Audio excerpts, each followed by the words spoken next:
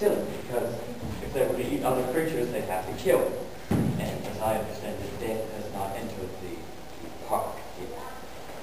The poor Buster is ailing because he has no meat to feed on. Yes, the fact is, it's a pity on some accounts, I suppose. Today I'm educating myself. I'm learning many things. By experiment.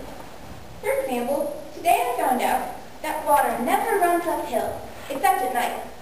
And I found this out because the pool never goes dry, which it would if the water didn't return at night. It's best to prove things by experimentation. Then you know. Whereas by guessing, you're not really sure. I feel the same way about this tree. You're going to take apples out of those trees, so I plotted her out of it. But nobody was looking.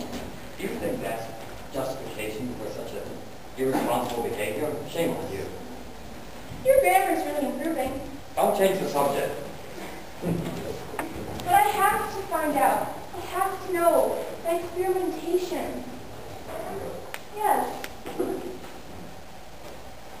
I've tried all the fruits of the trees, the rest of the trees in the garden, and you say there shall come to harm the fruits. Your experiment. You finding out that water runs uphill. At night. Well, next, you're going to find out that you are taking from a rib in my body or something? Oh, yeah. There's also another way one can find out. By some sort of instinct that one knows something.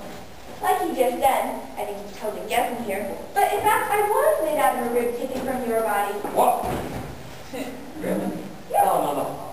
That's impossible. That's well, at least it's highly unlikely. I mean, it's not missing any ribs. I don't think. That's because I'm always at your side.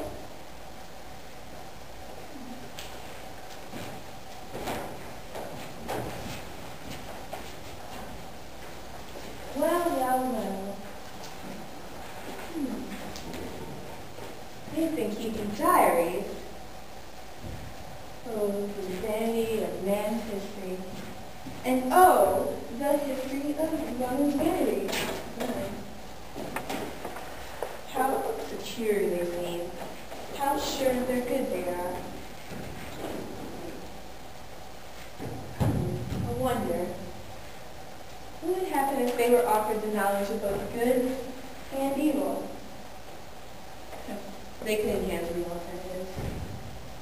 Doubt would invade their feelings like an affectionate worm. Alternatives could be quite intolerable. Oh, but not to a snake. For I love to alternate between that lonely, caressing underground and that steady member to another, the great east.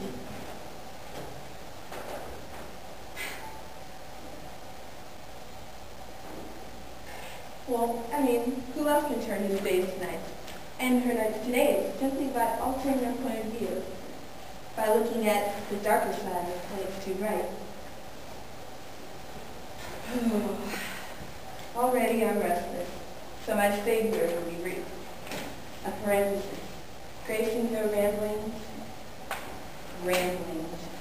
with the sting of truth. Preparing to return to the ocean.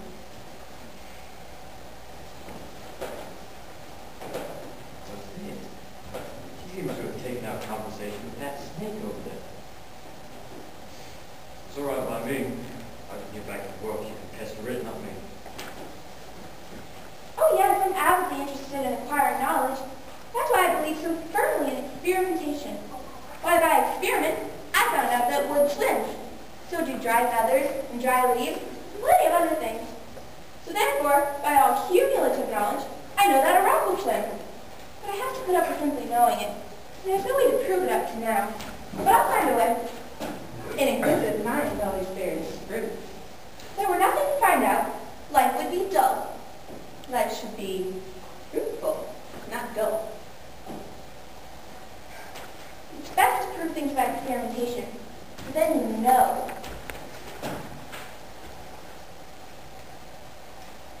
Yeah. unlimited knowledge is fruitless. There seems to be a limit to everything. If you cast a feather, it sails away. If you cast a clod, it's right back down. And the stars, I know they're not going to last. I've seen some of the best ones melt and run down the sky. And if one can melt, they all can. And they can all melt the same night. That hour will come, I know it.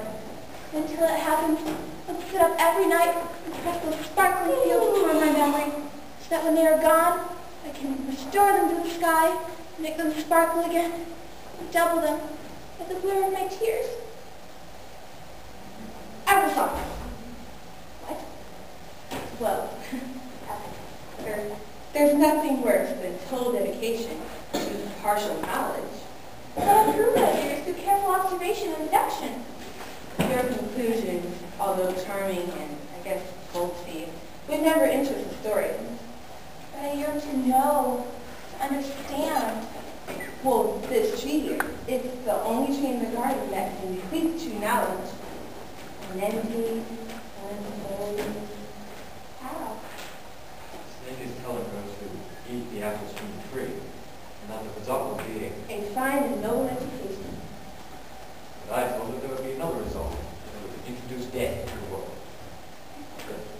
But then we could furnish fresh meat to the forest, the buzzards, the definite lions and tigers, the bears.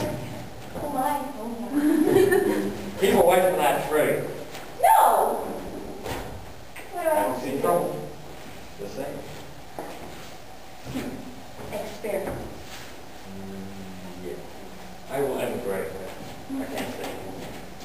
Will that wisdom and knowledge make you love me? Will be the apple and the eye.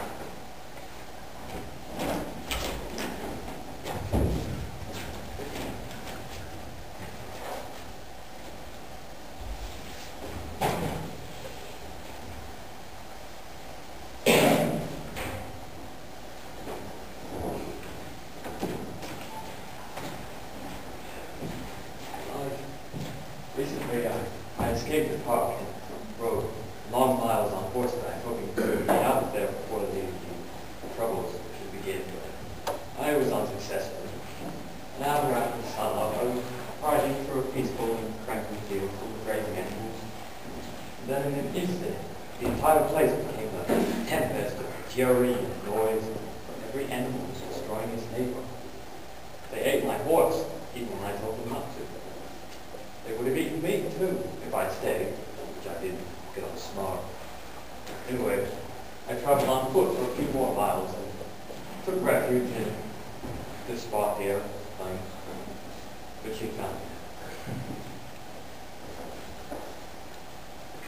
You see what you've done? You've made me lose my property. I never could understand this. You, willful, stubborn, and incapable of rationality.